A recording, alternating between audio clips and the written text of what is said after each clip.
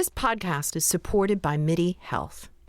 Are you in midlife, feeling dismissed, unheard, or just plain tired of the old healthcare system? You're not alone. In fact, even today, 75% of women seeking care for menopause and perimenopause issues are left entirely untreated. But it's time for a change. It's time for MIDI. MIDI's not just a healthcare provider. It's a women's telehealth clinic founded and supported by world-class leaders in women's health. Their clinicians provide one-on-one, face-to-face consultations where they truly listen to your unique needs. They offer a full range of holistic, data-driven solutions that isn't one-size-fits-all care. This is care uniquely tailored for you. At MIDI, you will find that their mission is clear: to help all women thrive in midlife, giving them access to the healthcare they deserve. Because they believe midlife isn't the middle at all. It is the beginning of your second act. Ready to feel your best and write your second act script? Visit joinmidi.com today to book your personalized, insurance-covered virtual visit. That's joinmidi.com. MIDI, the care women deserve.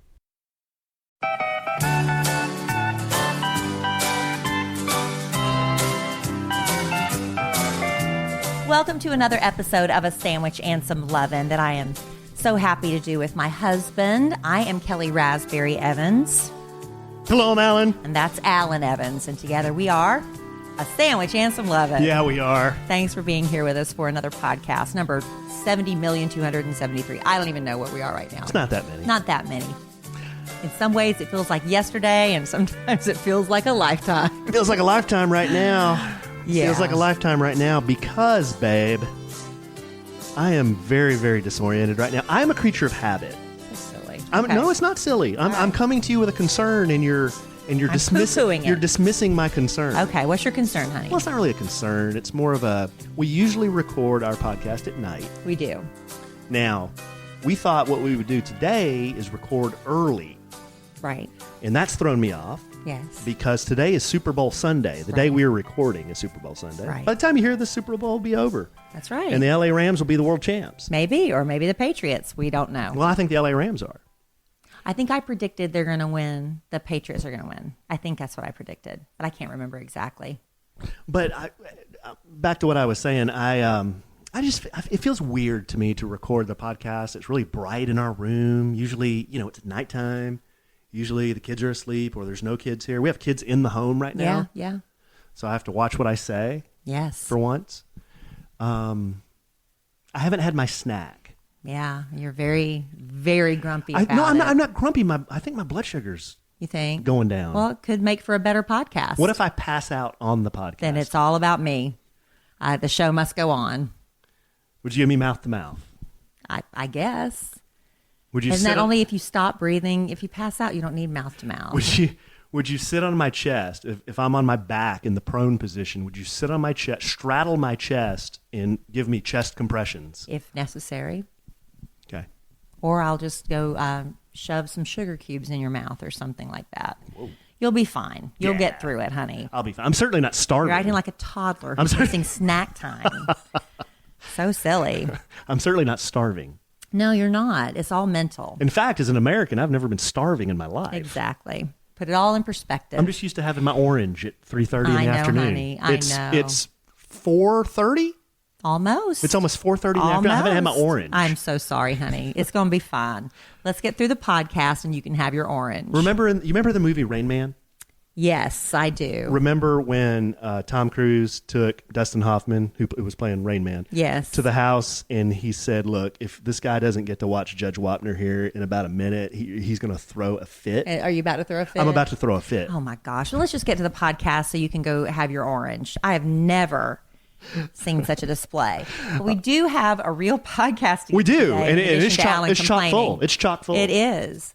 I found some interesting, I guess you'd call it statistics, about what makes you special. Are you really that special? We'll find out. Also, lies you were told as children. You know those little white lies? Some of them are harmless. Some of them it's like, why? Why would you even say that? But we grow up believing them, and then sometimes as an adult, you're embarrassed to find out, oh, that wasn't true. So we'll talk about that a little bit. Alan and I finally are at the current season of Making a Murderer 2. Oh, it's great. It's sad, but great. It's very sad, but we're so into it. We were very late to the party on Making a Murderer, so we didn't talk about it because you knew most people had already seen it 2 years ago or whatever. But now that Making a Murderer 2 has just come out, we're able to talk about it. So got some exciting updates on that.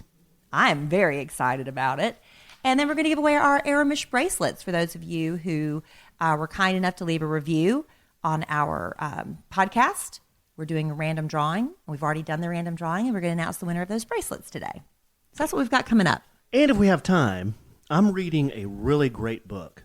It's a self-help book, and I think it's part of my 2019 New Year, New Me bit. Yes. Not bit, but, we've tried to get healthy. We've, what else are we doing? We made our bucket list, but health is a big thing. Right. And I think health, it's not only physical health, but also mental and emotional. Mental health. So if we have time, I might mention the name of this book. And it was a number one New York Times bestseller. I've really loved it so far. I'm not done with it. Are you halfway through it at least? I'm halfway through it. Yeah, it's really great. It's already helping me. So I just wish I could eat an orange.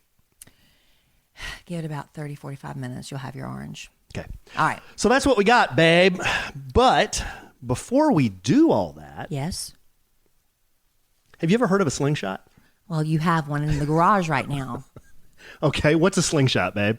It's sort of like a motorcycle, but with 3 wheels, and it looks like a Batmobile. That's exactly right. Yeah. Imagine if a motorcycle, a jet ski, and a snowmobile all had a baby. Yes. That's a slingshot. Okay. Babe, thrilling to drive, turns lots of heads, and in Texas, all you need to drive one is a regular Class C driver's license. Don't need a motorcycle license. You can rent a slingshot by the hour or for the weekend and experience the wind in your hair, the rumble of the road like never before. Not the rumble of your stomach. And everybody looks at you, too. The rumble of the road. Yeah. Yeah. Everybody turns heads, man. They really do. And it's really cold up north. We talked about this in our last podcast. You know what the temperature was in Dallas-Fort Worth today?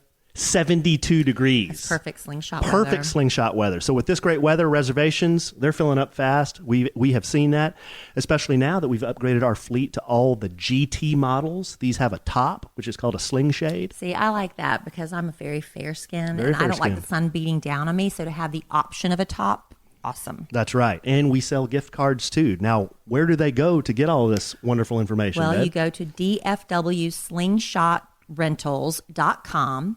And if you enter the code SANDWICH, you'll get $25 off a 24-hour rental. I think that would make a lovely Valentine's Day gift, something unique. You can rent one, maybe go take a little cruise around town, or just give them the card, or actually rent it and show up with it. That'd be fun. Hey, babe, you got this for 24 hours. A DFW Slingshot. How cool would that be? dfwslingshotrentals.com. Enter code SANDWICH, and you'll get $25 off a 24-hour rental. Yeah, you will. Go ahead and reserve it. I love that idea. I just came to my head about Valentine's Day. All right, just how special are you? We all like to think we're very special. It's what we teach children in school now. They all think they're so unique and special just for showing up, right? They get ribbons just for showing up and participating. Aren't they special and unique? But there are certain things about you that are perhaps very unique and special. You know what a lawyer once told me? What? A man I trust very, very much. Yes. He told me, if everyone's special, no one's special. Exactly. We're not all that special. But there are some things about you that might be incredibly special. For instance, left-handed. Are you left-handed? That's a very special thing because only 10% of the people in the world are estimated to be left-handed. Did you know that?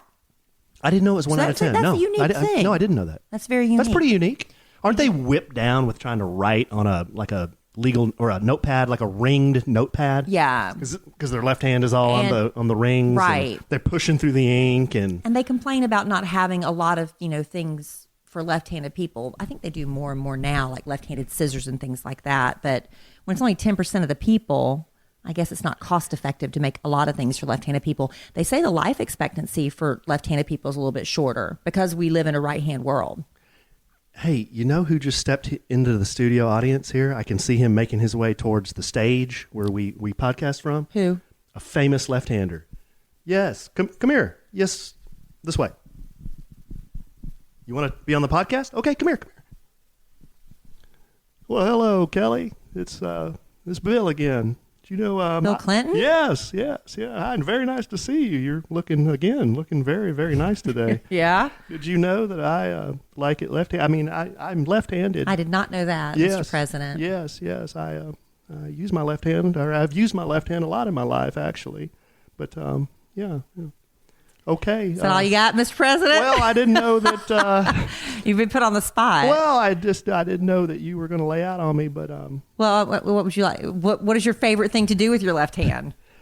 well, Sorry, I didn't know we were going to be doing a comedy routine, Mr. President. what is this podcast about? I'm not It's sure. a sandwich and some loving. A sandwich and some about relationships. Oh, it's and about loving. Just life and stuff that we do. Yes. My husband, Alan, and I, who is right-handed, by the way. Yeah, he is right-handed. I know. He's sitting to my. Not special. He's sitting to my right. Okay. Yes. All right. Well, I'm going to go now. I'm feeling a little uncomfortable, Okay. so I will. I'm left-handed though. Yes, you are. Thank Yes. you for joining the podcast. Okay. Well, I'll see you next time, and you look very, very nice today. Thank you. You said that. Okay. Thank you. Okay. Goodbye, Kelly. Goodbye, Mr. President. Okay. Bye, Adam.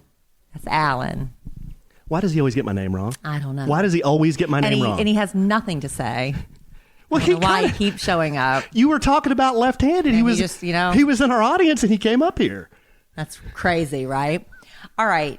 I am a redhead, and I will admit I've gotten gray over the years. There's a myth that redheads don't go gray. That's a lie. Redheads do tend to go gray, except for my Aunt Velma. She swears she's never put anything on her hair. So I'm taking her for her word for it, but she's still a beautiful redhead. I have to color mine. But did you know that natural redheads are only 1% to 2% of the population? Wow. Now, it's more heavily concentrated. If you go somewhere like Ireland, it's a higher percentage. But overall in the world, it's only 1% to 2% of the population. And blonde-haired people only make up anywhere from 2% to 4%. There's so many blondes walking around, right? Well, Now they dye their hair. Natural blondes. Right? Natural We're talking blondes. natural blondes, 2% to 4%. Natural I blondes. believe that. Yeah. And there's a lot of people that that are brunette, but they claim to be, well, I'm dark blonde. Now you're still in the brunette family when you're considered, dark blonde. A lot of people try to squeak in that way. Why are you reading all my statistics? You always spoil everything by looking over my shoulder. Okay, go and you ahead. already know all of it. No, now. I don't. I'm Okay. so low blood sugar right now. I can't concentrate. My dad, Jerry Raspberry, has green eyes. Hey, he's in the studio audience too. He is Yes. my green-eyed father. Well, come on up to the microphone, Jerry No, Raspberry. well, he's- No, I'd love to hear from him. Come on up, Mr. Raspberry. Well, hello, Kelly. Hey, Daddy. How are you? I'm good. How are you, Daddy? This fine Sunday. Yes. You and Alan doing okay? Yes, sir, we are. Okay. Well, I am very, very impressed with some of the statistics that you have brought to the audience. Haven't today. brought many yet. Okay. Well, let's talk about some of this. Red hair. Yes, sir. And you were born a redhead as well. So not only are you special in the red hair department, you're also among the 2% of people who have green eyes. Yes. Well, 2%. 2%. Okay. Well, I am very special as it is. I didn't need red hair and green eyes for anybody to tell me I'm special. You are, Daddy. Thank you, Kelly. All right. You gonna go now? Yeah, I think I'm going to go now. Okay, Daddy. Okay. Bye, Kelly. Bye, Daddy. Love you. Bye, Adam. All right. Okay. That's your son-in-law, Alan. All right. Why don't they know what my name is? They I keep don't calling me Adam. I don't know. Blue eyes, 8%. Amber eyes, 5%. And hazel eyes are 5%. Now, mine, I think, would be qualified as, what do you think, honey? I think they're more, I've always said hazel. Yours are brown hazel. Yeah, mine are more hazel. Brown/hazel. They got a little green in them. I think I got that from my dad, which makes them brownish hazel, like hazel. Mm-hmm. And then brown eyes make up 79%. So if you've got brown eyes, you're in the majority. Mm-hmm. If your second toe is longer than your big toe, That's me. is it really? Yeah. Then you are special. Only Am I? 10% of the people have their second toe longer than their big toe. Really? How about that? Well, why is that? I don't know. It's kind of interesting. Okay, interlock your fingers. Everybody take your hands and interlock your fingers. Okay.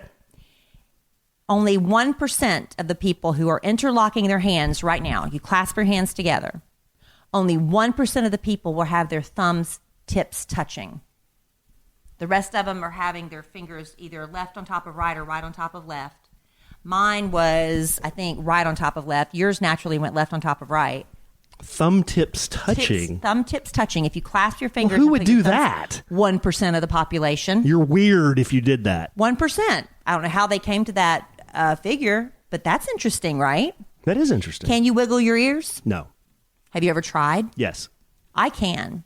And they say it's something you can actually learn with practice, but the ability to wiggle your ears, it's only about 10 to 20% of the population. That's kind of random because you can't really do scientific surveys on that. Okay. How about that? Okay. Rolling your tongue. I know you can't do that. No, I can't do that. Taco tongue? Ooh. Yeah, They taco say tongue? the tortilla tongue thing where it was rippled, that's like a genetic thing, but only 60% can curl or roll the tongue. My son Dylan can do That's that. a lot. I mean, that's a majority. Dilly can do that. I can't do it. Yeah. He's like, Daddy, why can't you do it? I'm like, I don't know. I just think- can't do it. I don't think your Brooke or Cole can either, can they? I'm not sure. I don't think so. Dylan can, though. Dylan can. Can Emma Kelly? Interesting. Yeah. Interesting. So are you special? Those are some of the little markers. Did you say To know if you're special or Did not. you say anything about brown eyes? Brown eyes make up 79% of the population. Now, is that the world or the U.S. population? It's the world, Okay. I think. That's all? That's all I got. No, wait a second. What if you are, did you have you didn't have height or anything on that, did you? Oh, okay. I was going to say, what if you were, You can look those things up later. I think most of the world's population is under like 5'6", 5'7". Well, that's because of the population of China being so big, right? And they're typically shorter, I think. So that Now- kind of throws the averages off. But Americans, I mean, we are big people. Have you ever gone to like Virginia, Washington, D.C. area, and you go through those old historic homes where they have the furniture from that era when, George Washington was president and Jefferson and all that? The furniture is so stinking small. It's like Yeah. children's furniture, and that was the size adults used to be. So we are throwing the average off too because we're so big. How special would you be if you were a 7-foot Chinese man Extremely. with red curly hair and blue eyes and left-handed with your second toe longer than your big toe? You might be the only one in the world.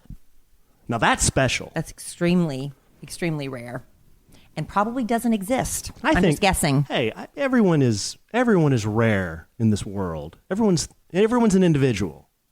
We're not all the same. We're all rare. Okay, is this turned into a motivational speech? No, I'm just saying. Why are you lumping us into these little categories? It was just interesting stuff. Oh, okay. No, Let me give you your participation ribbon now.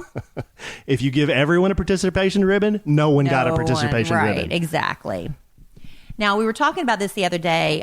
We do the radio show, the Kid Craddock Morning Show. Nationally syndicated. Nationally syndicated. And we were talking about lies that we were told as children. Oh, yeah. And some of us I was told a bunch of them. Continue believing those lies until you get to be an adult, and then somebody embarrasses you, and it's like, that's not true.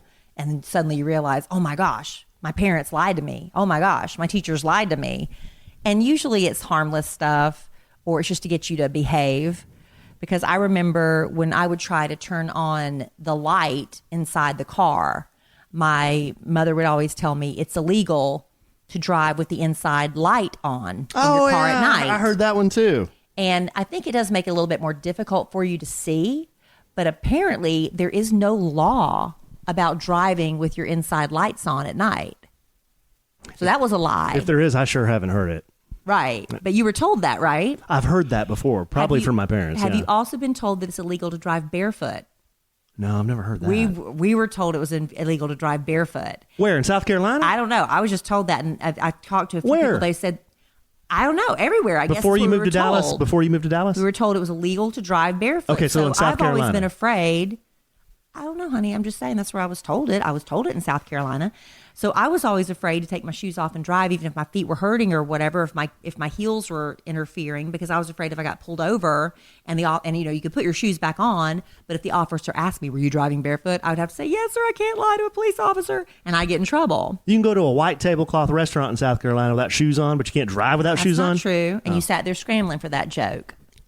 It's not true. I didn't scramble. Did you ever hear as a child that if you ate Pop Rocks and drank a Pepsi Cola that your stomach would explode? Yeah, I think I heard that one too. I thought of that one today Yeah. because our son Dylan was eating Pop Rocks. And I had to hesitate before I gave him some. I was like, I can't give him soft drinks because his stomach will explode. That's not true. Didn't know that one. Yeah. Yeah. Did your parents tell you anything? I think I ever ate. No, I did eat Pop Rocks. Did you drink a Pepsi and tempt fate? No, they had some. I have a list of some they told me, but I don't remember that being one of them. My mother told me, because I used to hold my pee all the time, to I would be doing the pee dance, and it would hurt. But I was always afraid that I was going to miss out on something being said if adults were talking. I never wanted to go to the bathroom. And she finally told me, if you hold your pee too long and too many times, that your bladder's going to fall out. Fall out? Yes.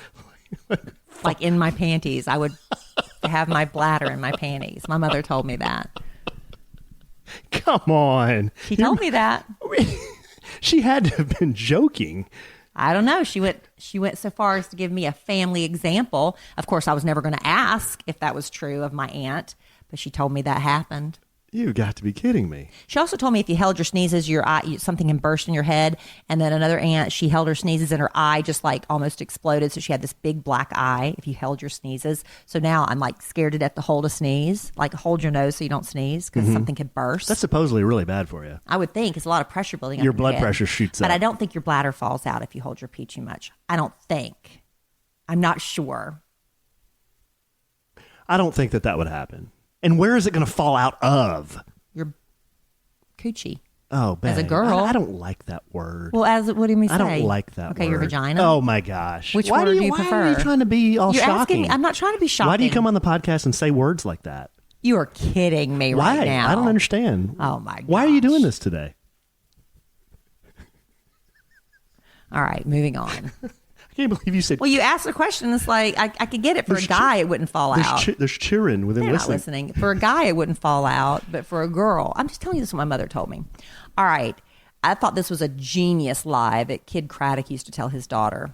When they would go to like the circus or a big, that used to be the big deal. A lot of people don't do circuses anymore. It finally closed because of the animal cruelty stuff. But at intermission, he would stand up and say, okay, how'd you like the circus? And he would always say at intermission that it was over. So they would leave when she was young enough to know that it wasn't over. That's pretty smart. Just so he could get out of being at the circus? Because you've seen enough. Yeah. At intermission, he'd just tell his kid it was over and they'd leave. And she bought it until she was old enough to realize they were coming back. So he was shafting the kid on half the circus. Yeah, because he wanted to go.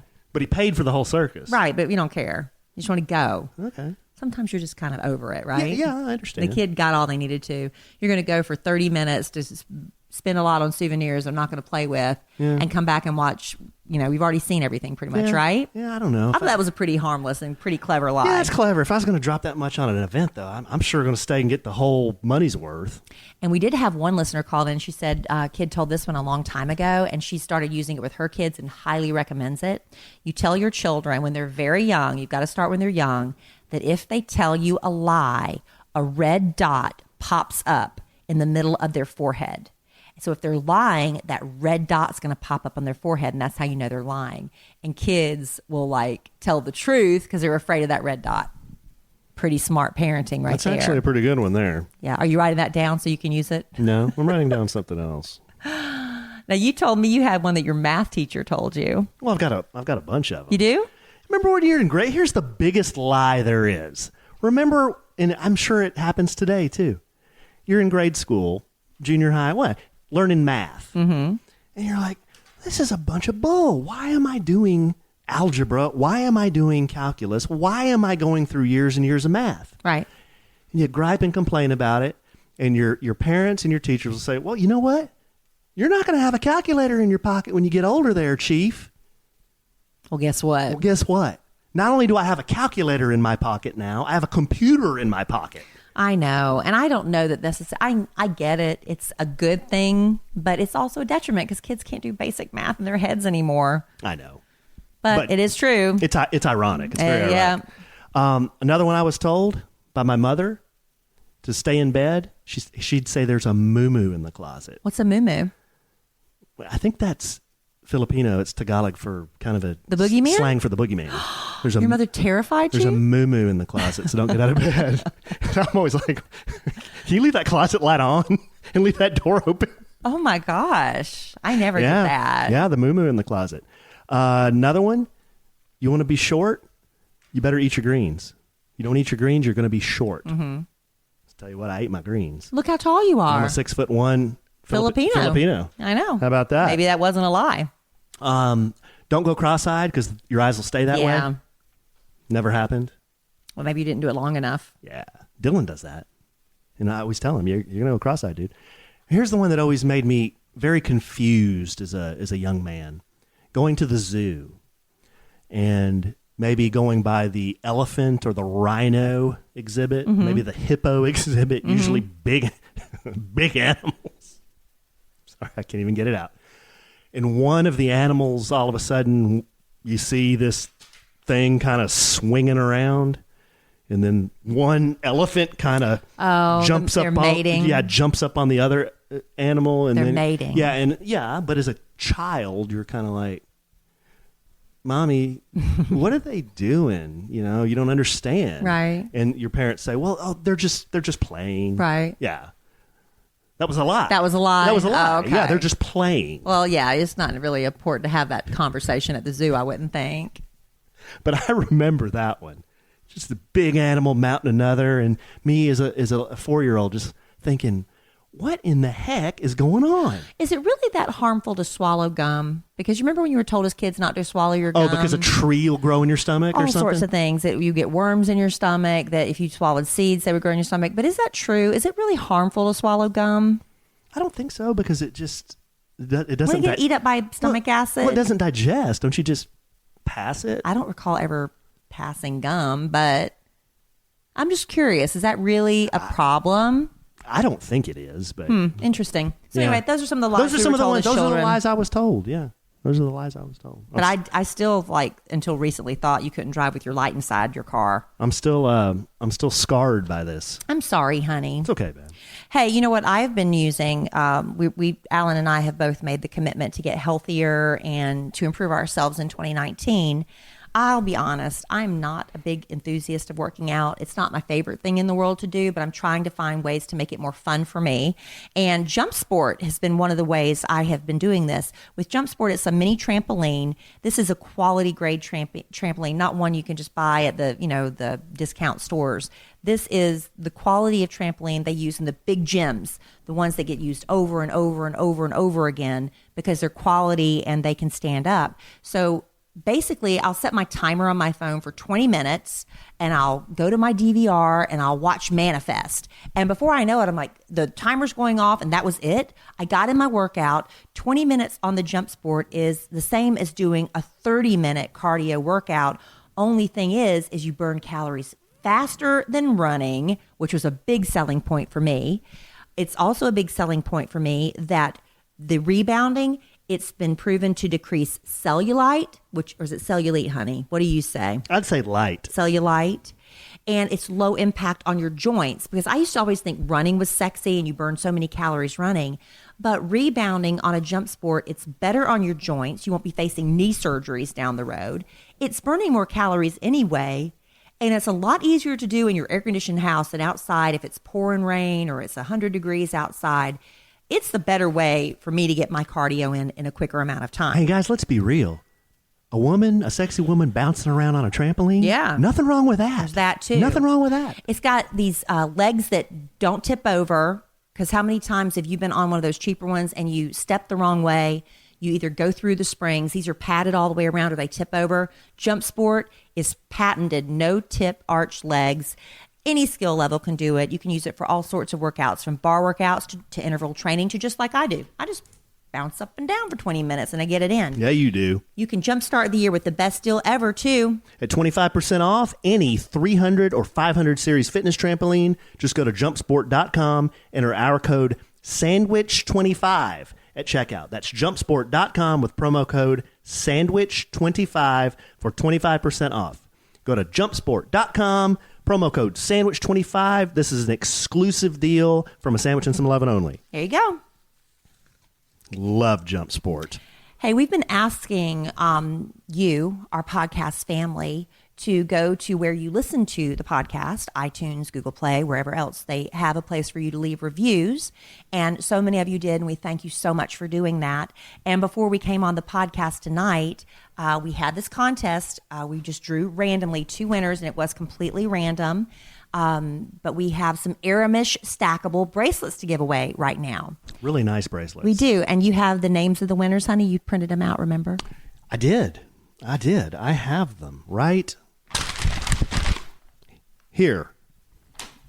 So how are we going to do this? Why don't you read These were two... randomly? I promise, I swear. Hey, Kellie was involved with this. There wasn't any buffoonery. cheating. Trust me, there wasn't any buffoonery because she was in charge of this drawing. I simply printed off the winners. So I have the winners randomly drawn from our list of hundreds of submittals we had. So thank you to everybody who submitted a review to the contest. The first winner of an Erimish stackable bracelet is... Well, the first winner was the other one. That was the first one. See? Keeping it right. We need sound effects. Why don't we have any sound effects? That's fine, honey. Your sound effects are good. Brandi Mince. Yay, Brandi. Please pick up the red you are the winner. Brandi Mince.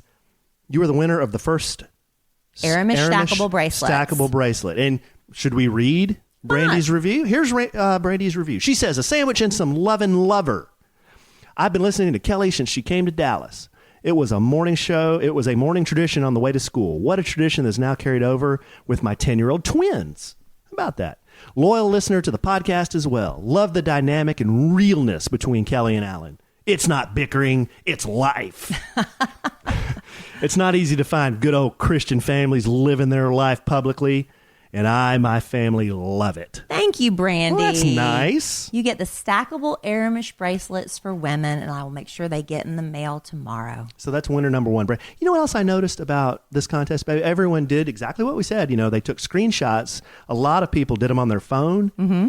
And there is an epidemic of people who are about to run out of charge out there. Everyone's charge is always about to run out or under 50%. Except for these two. No. Brandi's was 47%, and the next one was 57%. Yeah. Everyone's phones. Got enough juice there. Never 100%. Okay. This one cut off the bottom. That's okay. We don't have to read all of it. Okay. I mean, this is winner number 2 for the stackable Erimish bracelets for men. This is winner number 2.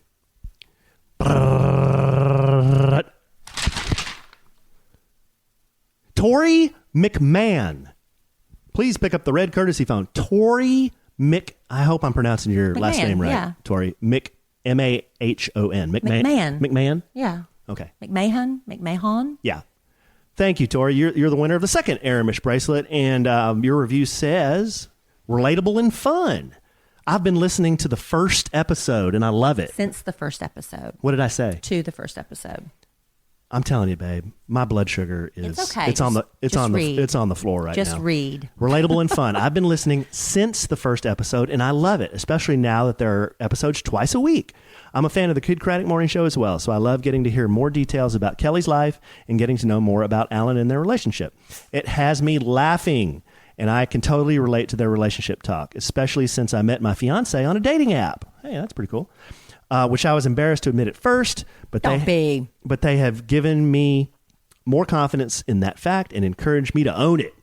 Keep up the great work. That's awesome, and congratulations for finding love on a dating app. That's cool. Well, nobody should be ashamed of that anymore. And we're going to start doing more contests, right, babe? This isn't the last one. No. I get so many, I'm very lucky. I get things sent to me from years being on the radio. And, some of it is so generous that I keep some of it. But some of it is like, I don't need all this. So I'd like to share it with you when I can. So Brandi and Tori, I have your emails, and I will be in contact with you just to get your addresses. ASAP. Yeah, because we want to ship out your bracelets real soon so you can have them for Valentine's Day. Yeah. Give them as a gift or keep them for yourself. Well, I guess the man stackable. But you know what? You could wear them.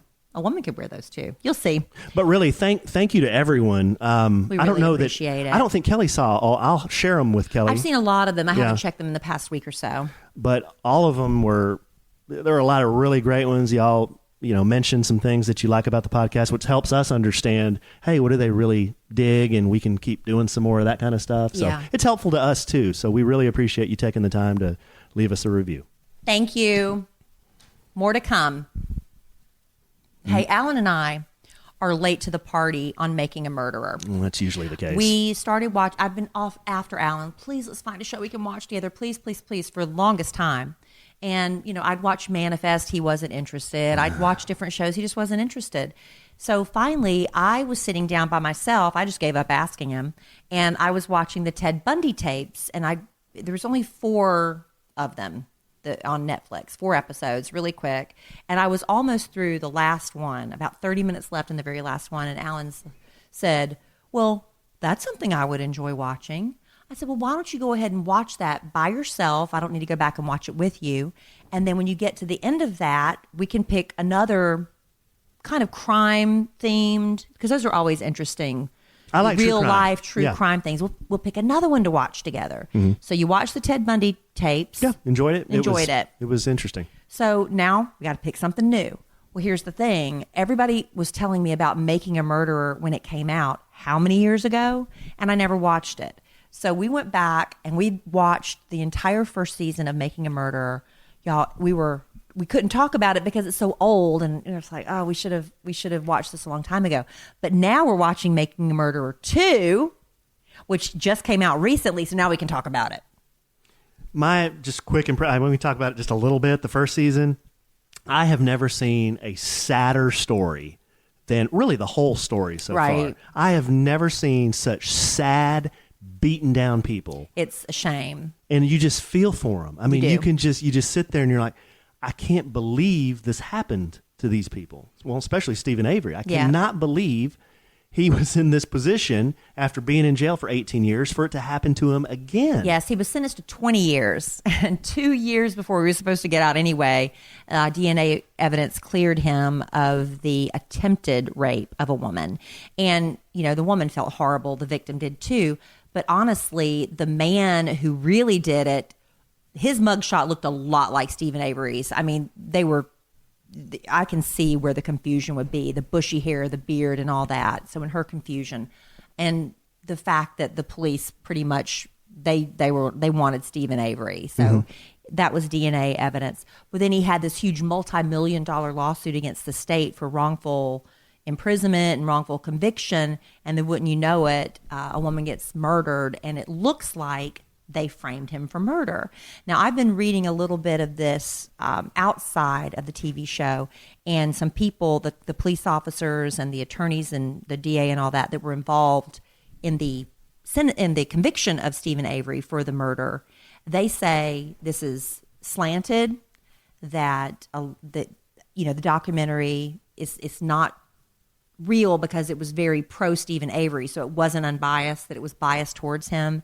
It left a lot of things out that would have shown more clearly that it was Stephen that did it. But still, we're like, but what they showed made it look like, especially the nephew, had nothing to do with it. I'm just going to say one thing about this whole thing. When I hear that coming from the state of Wisconsin, there is one thing that they lacked that it tells the entire story. If you're accusing Stephen Avery and that boy, what was the boy's name? Brendan and Stephen Avery. Brendan Dassey. Yes.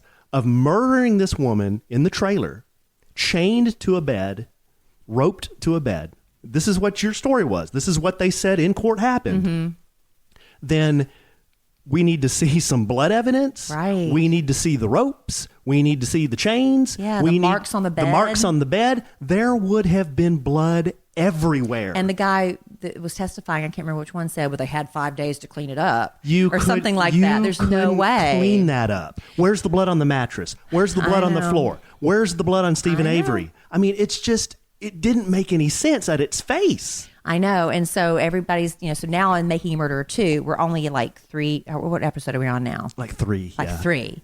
So we have been mesmerized by this Kathleen Zellner, she's a champion for the wrongly convicted. She's gotten like people or something. I thought it was like 18 people. I don't remember exactly, but that's what she specializes in. She specializes in freeing the innocent, she says. And she told Stephen Avery, hire me at your own risk, because if you're guilty, one time she did help a man and got him to admit to her all these unsolved murders in exchange to keep him off death row, something like that, right?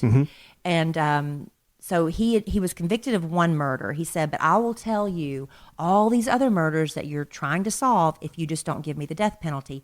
So he confessed to her. And when he died of he had like cancer or something. then she was able to tell these families, this was your daughter. She was killed by this man, and this is what happened. She said she never wanted to go through that again. She only wants to truly deal with innocent people wrongly convicted. She's so fascinating. I was telling Alan, who is going to play her in the movie? Because Kathleen There's going to be a Zellner, movie made about her. She is just bigger than life, the way she talks with her She's lip from curls Texas. up. Her lip curls up just enough when she's talking. And Midland, she does Texas, her yeah. hands, and she's got her eyebrows drawn on. She's fabulous. And I started following her on Twitter because the stuff, even though the season number 2 is over, they're going to be going for number 3. She's still actively fighting for him and tweets about it. As of like yesterday. Yeah. She's still tweeting about it. She's still fighting for Stephen Avery because she believes in him. So I followed her last night. You followed her too, right? Yeah. Mm-hmm. So guess what happens today? I pull up to see if she's done anything new on Twitter. Kathleen Zellner is now following me on Twitter. How cool is that? It means I've got to step up my Twitter game. Well, here's why I don't do Twitter hardly anymore, but now that I know Kathleen Zellner might see it, I'm going to be tweeting stuff. Well, Kelly said she must be one of the, because, they're out there, the people on Twitter. If you follow them, they follow you back. But then you look and they have like 750,000 people that they follow. Mm-hmm. So Kelly said, I bet she follows everybody. We pulled up her Twitter. She only follows about 700 people. She follows 720 people, and she has over 680,000 followers. Yeah. So I told Kelly, I'll bet you anything she has some high awareness of Kelly because she's from Midland, Texas. Or her people do. Because you're syndicated in Midland, Odessa, yeah, right? but she's now, her firm's in Downers Grove, Illinois. Oh, but she's from Texas. Maybe she's heard of you.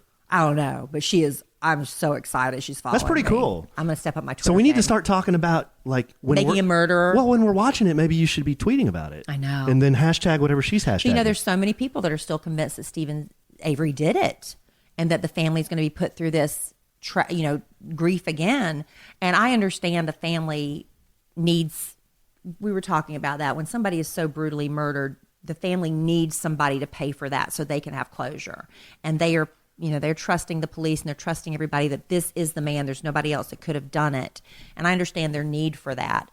But I also think they would want the right person to pay. So if there is a way to prove that someone else did it, and Alan and I, of course, have our own theories. We've got like 3 or 4 suspects that we think could have done it. But I don't think we're legally allowed to say that because I don't want to get in trouble. Well, it's really, really a tough thing to think about because you can't put yourself in the shoes of the family who had a daughter, friend, I know, cousin, brutally murdered. Awful. So they want somebody to pay for it, right? I guess what's hard for me to stomach is taking away a man's liberty. He was in 18 years the first time. He's been in 11 years this 11 time. or 12 now, yeah. Okay, so almost 30 years of this man's 54-year life have probably been spent in jail for a crime that he didn't do. I mean, that is absurd. I was telling Kelly while we were watching, I said, this sounds like something that would happen in Russia or China. This doesn't sound like something that can happen in the United States. But I think it happens a lot more than we realize, People that don't have money to defend themselves, and people just need to have somebody pay.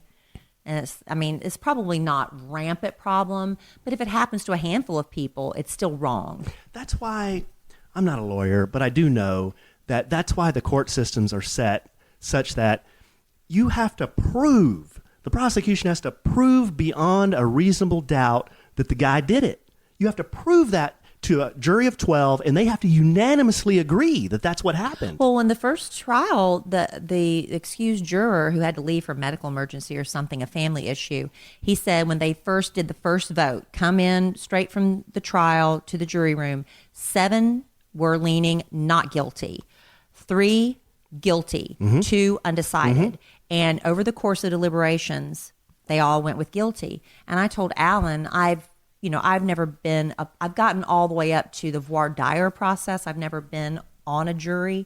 But if you've got 3 people they're digging in their heels and they're like, we're not leaving until, we get the guilty verdict, that you can probably be bullied into changing your vote, right? Sure you could. Otherwise you'd have a hung jury. It's possible. Again, That's why I mentioned the crime scene. What happened in the bed where's there? the blood-soaked mattress in the bed with the markings on their bed from the chains and stuff? How did they prove that he did it? And what evidence was there that proved that he did it? I know.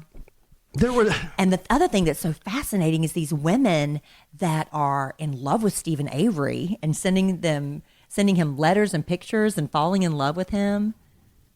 Well, somebody gets notoriety, a lot of people start gravitating towards them for whatever weird reason. That seems to happen to a lot of inmates too. I know.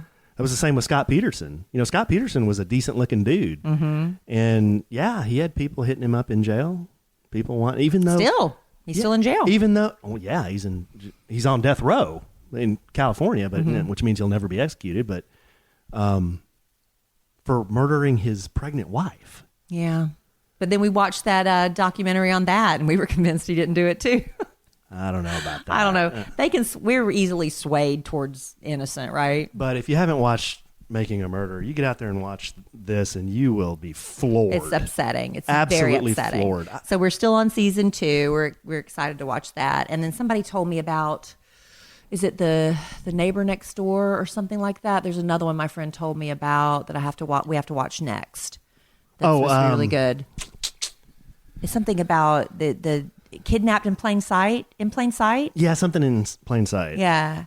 It's like a next door neighbor who kidnapped this child in plain sight or something like that. We're going to probably try to watch that one next.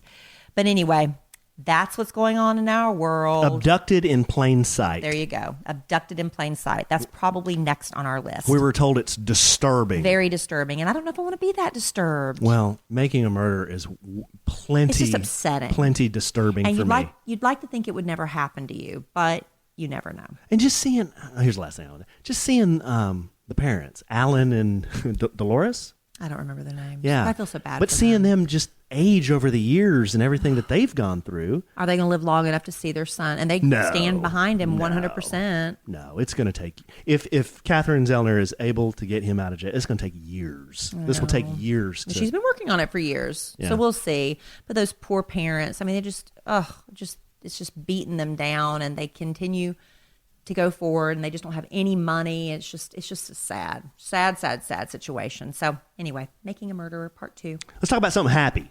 Let's talk about something happy. You know what I've discovered? What's that, babe? Instacart grocery delivery. Yeah, you have. Alan and I are on this eating program, and we're eating healthier. And I tell you, every time we turn around, I am running out of something that I need. So my options are to go to the grocery store every day, or have the grocery store delivered to me.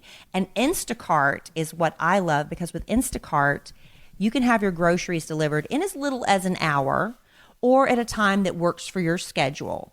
It has exclusive coupons. You know how I love about saving money on the pantry staples. And it's not just one grocery store that you're tied to. With Instacart, you can get groceries delivered from all these grocery stores around you. There's a liquor store on ours that we can use. There is the healthy grocery store. There's the regular chain grocery stores. There's a pharmacy that I can use. So I'm not tied to one thing. And like I said, I can choose the delivery time in as little as an hour or at a time that works for me. And I'm saving money, and I'm saving so much time, because I don't want to keep being in the grocery store every day. They have a personal shopper. If they're shopping for you and they have a question, they'll call and say, hey, they ran out of this. Are you okay with that? You can say yes or no. Isn't that cool? That's very cool. And they bring the hot stuff hot, the cold stuff cold. It's all packaged just like you would do it. Instacart is what I recommend to have your groceries delivered. There you go, babe. So try Instacart and get $10 off your first order. To get this limited time offer, go to instacart.com or download the mobile app and enter our promo code SANDWICH10 at checkout. That's $10 off your first order today at instacart.com or through the mobile app. Don't forget to enter our code SANDWICH10. Instacart.com through the mobile app with our code SANDWICH10 at checkout. There you go. Y'all are going to love it. We love Instacart.